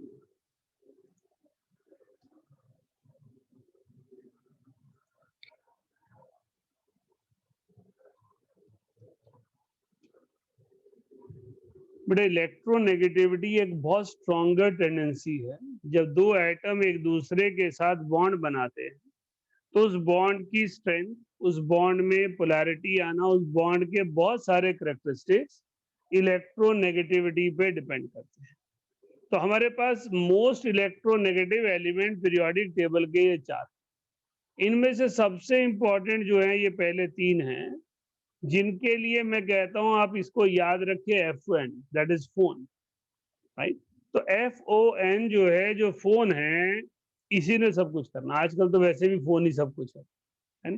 तो वैसे भी chemistry कहती है FON, fluorine, oxygen, nitrogen. जिस student ने इन तीन elements के साथ अफिनिटी डेवलप कर ली, उसे केमिस्ट्री परेशान नहीं कर सकती। जितनी एक्सेप्शन है, जितनी वेरिएबिलिटी है, वो इन्हीं की वजह से है।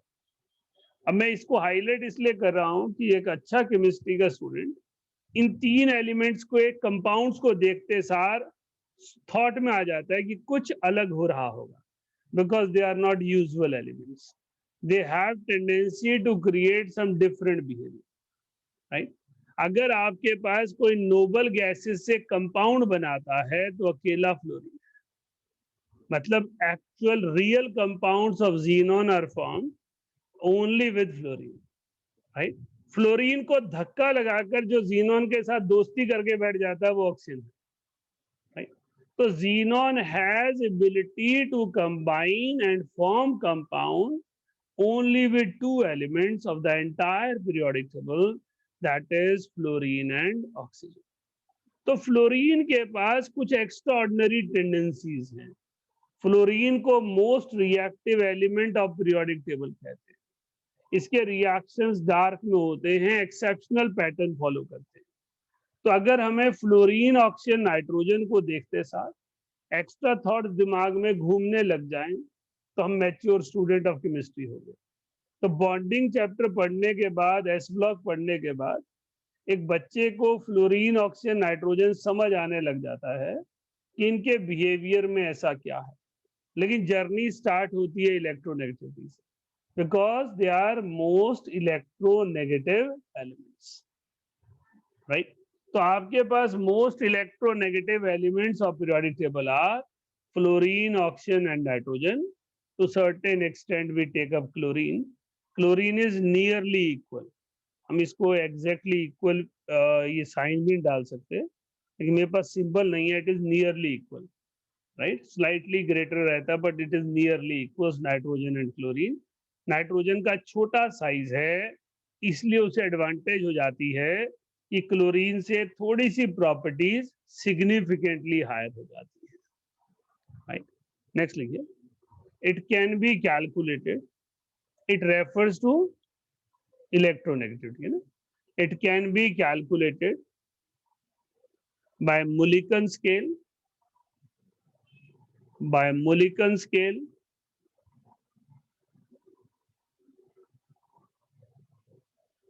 or by Pauling scale.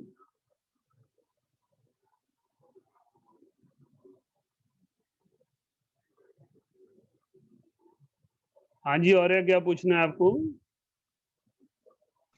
Sir मुझे पूछना था, अभी अभी हमने पीछे किया इसमें इलेक्ट्रॉन गेन एंथैल्पी में कि नाइट्रोजन इलेक्ट्रॉन मतलब लेने की टेंडेंसी को रेजिस्ट करता है, पर सर फिर इलेक्ट्रोनेगेटिविटी में जब वो शेयर्ड पेयर में, तो फिर वो वहां क्यों इलेक्ट्रॉन वो तो छोटा साइज है ना, न्यूक्लियर फोर्स ऑफ अट्रैक्शन ज्यादा है, एनायन नहीं बनना चाहता लेकिन इलेक्ट्रॉन तो खींचेगा ही।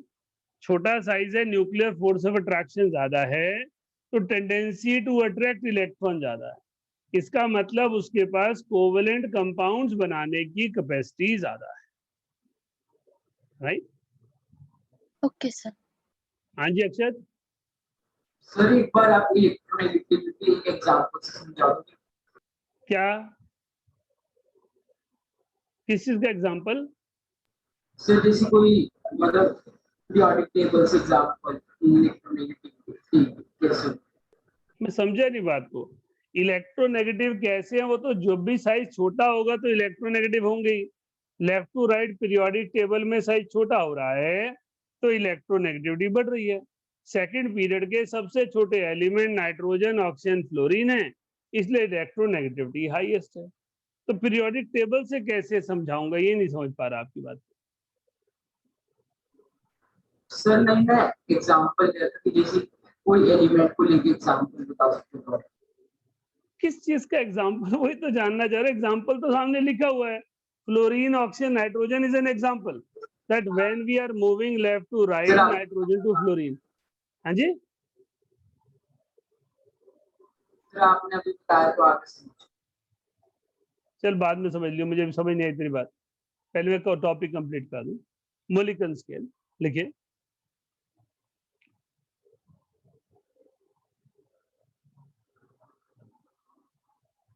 it was based on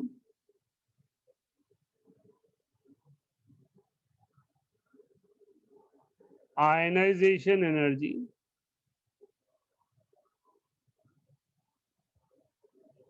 and electron affinity.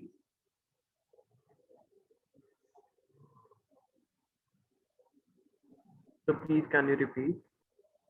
It was based on ionization energy and electron affinity.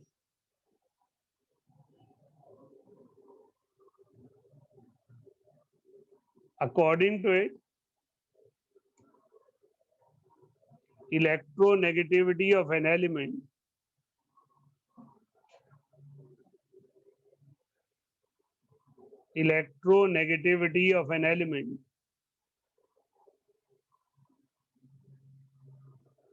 is the average of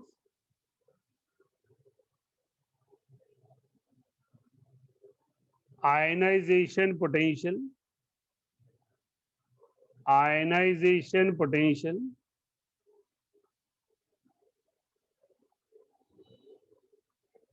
and electron affinity.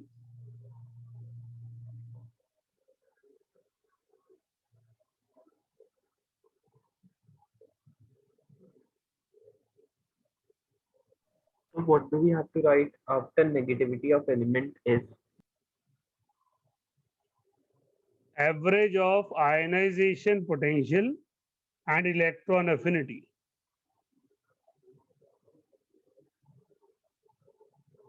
But हमारे पास जो मोलिकन स्केल है वो कंफर्ट बेस्ड था, लेकिन बहुत ज्यादा एप्रोप्रिएट नहीं था, क्योंकि कोवेलेंट कंपाउंड में ना तो आयनाइजेशन एनर्जी चाहिए ना ही इलेक्ट्रॉन एफिनिटी चाहिए।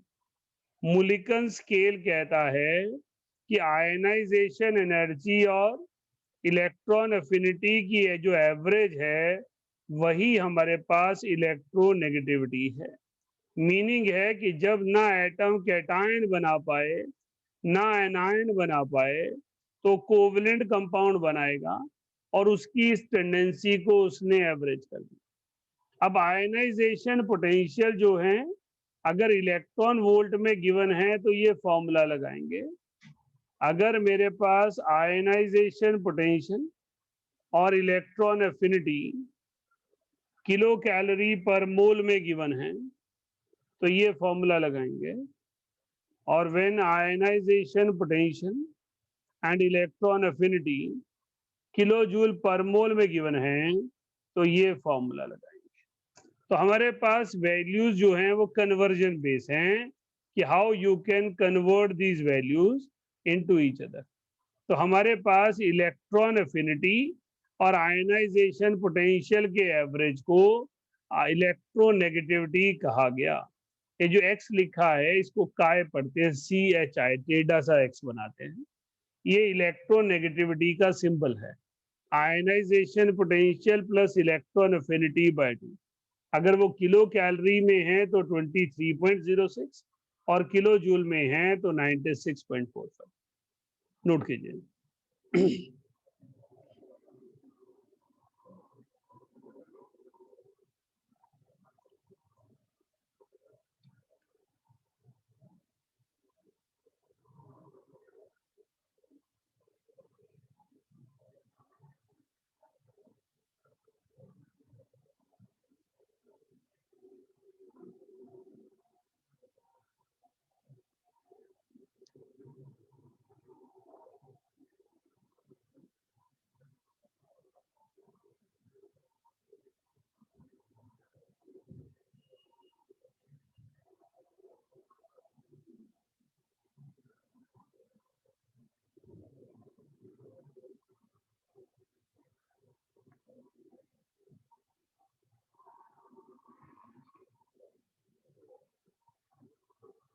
हाँ जी अर्जुन।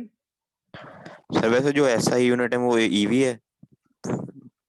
SI तो किलो जूल ही होगा बेटा। एटॉमिक लेवल पे जो चीज यूज की जाती है वो EV है, लेकिन जब आप SI स्केल की बात करोगे तो स्टैंडर्ड इंटरनेशनल स्टैंडर्ड यूनिट है।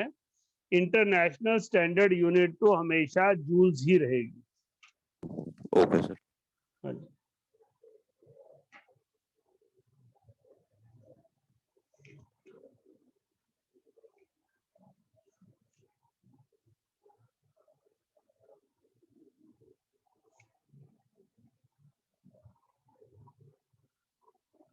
लिखिए आगे। Mulliken scale, sorry polling scale had used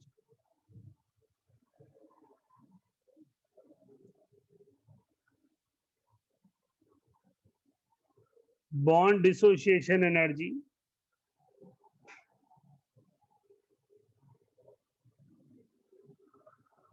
which is more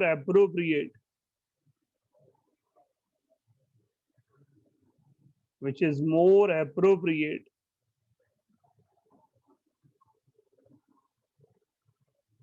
for deciding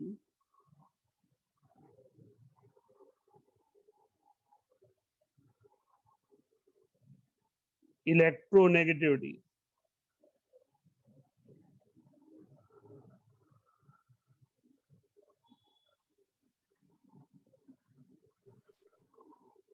बेटा पॉलिंग ने जो स्केल लिया था, polling scale is more appropriate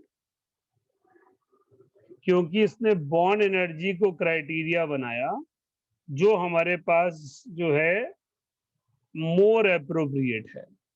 तो हमारे पास हमने कहा polling scale is based on the concept of bond energies which is more appropriate to decide electronegativity। तो मेरे पास इलेक्ट्रोनेगेटिविटी को डिसाइड करने के लिए बॉन्ड डिसोसिएशन एनर्जी मोर एप्रोप्रिएट है। आपके पास ना तो कैटायन बनना है ना एनायन बनना है, तो ionisation potential is less significant for electronegative. लेकिन इसकी प्रॉब्लम क्या थी, इसने बड़ा कॉम्प्लेक्स फंक्शन यूज किया, तो उसको कैलकुलेट करने में एफर्ट ज्यादा लगता है। तो ये कहता है बॉन्ड एक्सेस इज डेल, इसे बॉन्ड एक्सेस कहा जाता है। बॉन्ड एक्सेस कहता है कि जो मेरे पास बॉन्ड एनर्जी है ए बी बॉन्ड की, थ्योरेटिकल और ऑब्जर्व्ड, मुझे उसका डिफरेंस लेना है। तो मेरे पास ये वैल्यू ऑब्जर्व्ड वैल्यू है, इसमें से माइनस करूंगा बॉन्ड एनर्जी थ्योरेटिकल। तो थ्योरेटिकल बॉन्ड एनर्जी और ऑब्जर्व्ड बॉन्ड एनर्जी के डिफरेंस को बॉन्ड एक्सेस कहा जाता है। और जो ये थ्योरेटिकल बॉन्ड डिसोसिएशन एनर्जी है, ये कैसे निकलती है, ये ज्योमेट्रिक मीन से निकलती है। Root of bond energy of A bond multiplied by bond energy of B bond. तो electronegativity difference is decided by bond axis. तो अब इन सारी वैल्यूज को अगर हम ऊपर वैल्यू में डाल देते हैं, इक्वेशन में डाल देते हैं, तो ये हो जाता है electronegativity of element A minus electronegativity of element B is 0.102. Then we have bond energy of AB bond minus bond energy of AA bond multiplied by bond energy of BB bond. पहले हमने इसका root लेना है,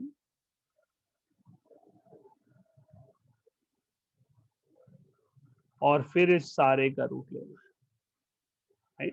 तो देखने में क्या दिखे लगेगा हमें कि पहले हम इसका एक रूट फंक्शन ले रहे हैं और फिर हम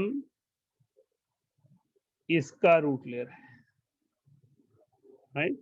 so it will be a complex mathematical tool जिसको हम यूज करते नहीं है, सिर्फ पढ़ते हैं, राइट।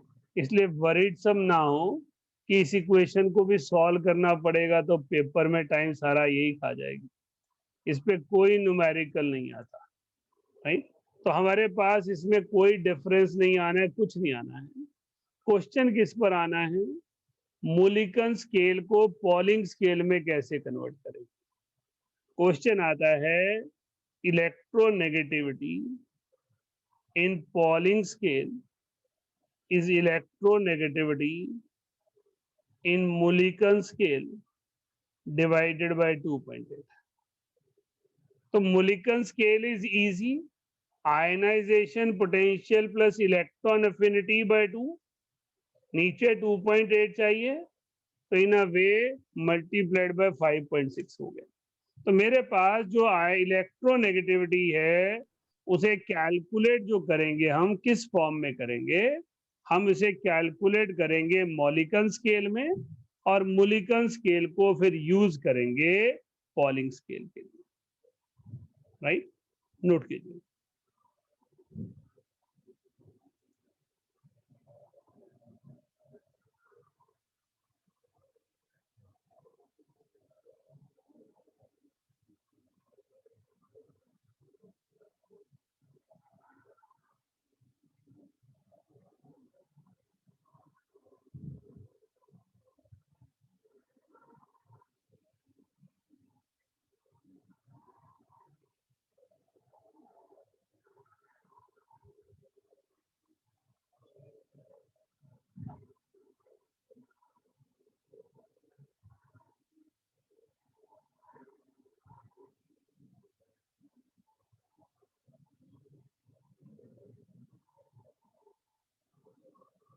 हाँ जी अर्जुन, क्या पूछना है?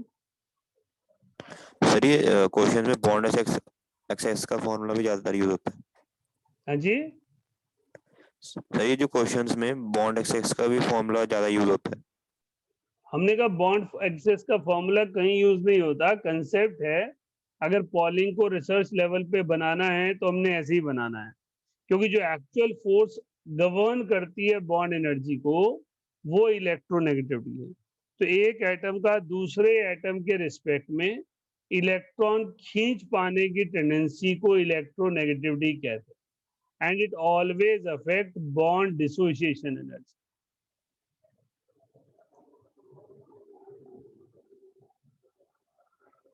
हमने पढ़ाया, हम तो क्वेश्चन पूछ सकते हैं ना, वैसे एग्जाम में नहीं पूछते पर हम पूछ तो सकते तुमसे कि देख लें याद किया नहीं किया।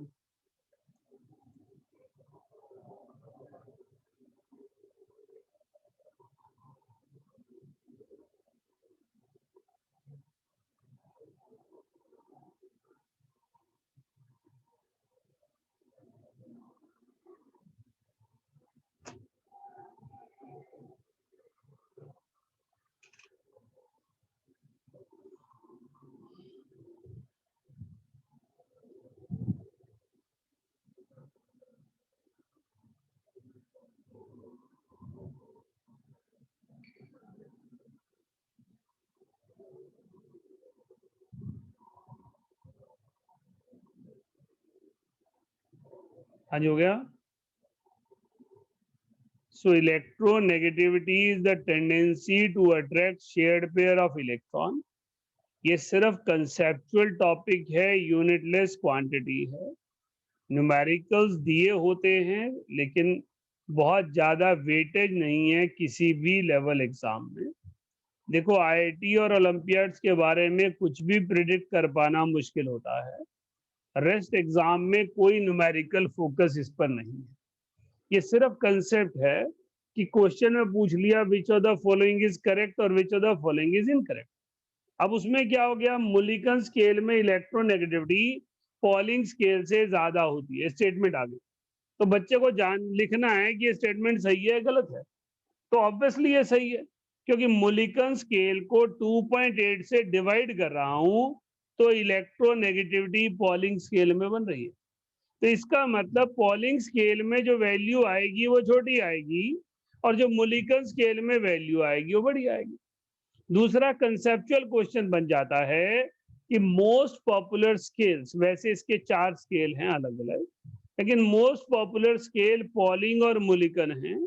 इनमें से कौन सा मोर अप्रोप्रिएट है एंड व्हाई, राइट? तो polling scale is more appropriate because it was based on the concept of bond energy, and bond energy is the actual factor, actual property which is affected by electronegativity, right? Electronegativity is the tendency to attract shared pair which is insignificant with ionization potential and electron affinity. तो electron affinity और ionization potential में कोई significant term नहीं है covalent के लिए, ये दोनों सिग्निफिकेंट टर्म है आयनिक। समझ गए मेरी बात को? तो electronegativity is tendency to attract shared pair of electron. It increases along the period, decreases down the group. Least electronegative are alkali metal and most electronegative are halogens. noble gases are insignificant for electronegativity because they do not combine readily. तो हम electronegativity scale में noble gases को consider ही नहीं करते। Noble gases के बिना बाकियों की बात करें तो ये ट्रेंड हम लगा सकते हैं। हमने कहा इलेक्ट्रोनेगेटिविटी या तो मुलिकन स्केल से कैलकुलेट होगी या पॉलिंग स्केल से कैलकुलेट होगी। पॉलिंग स्केल में बॉन्ड एक्सेस है जिसे bond energy observe minus bond energy theoretical निकाला जाता है, तो उसको हमने यहाँ पर यूज किया।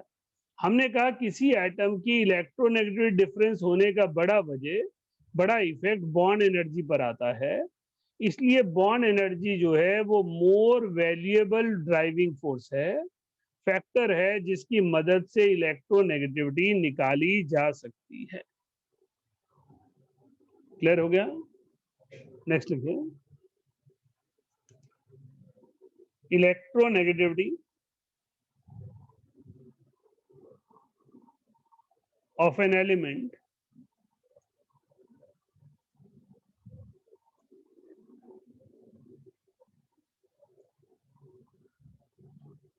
electronegativity of an element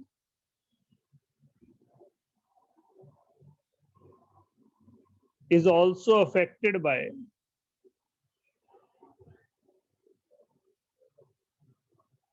oxidation number,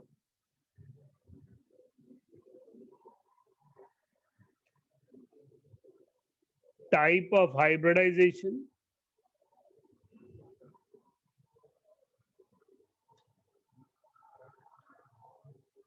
size of atom, and nature of surrounding atoms.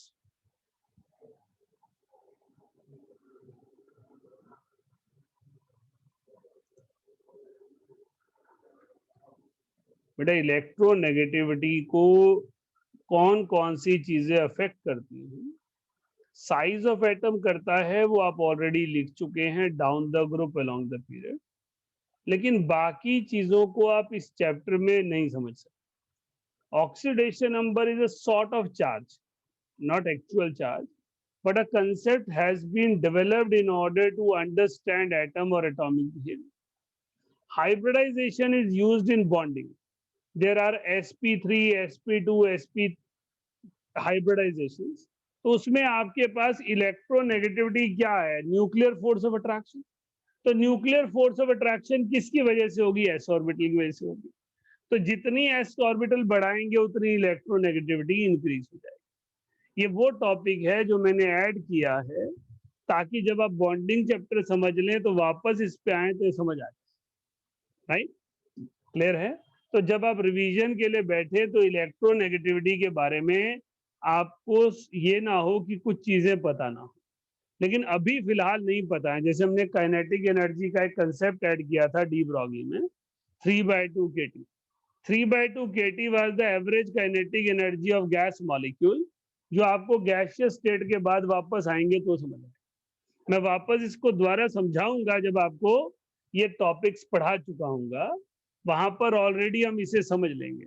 यहाँ हमने सिर्फ ऐड किया पॉइंट कि इलेक्ट्रोनेगेटिविटी इन चीजों से भी अफेक्ट होती है। क्लियर है? So this is all about the class. आज हमने क्या पढ़ना था, है ना?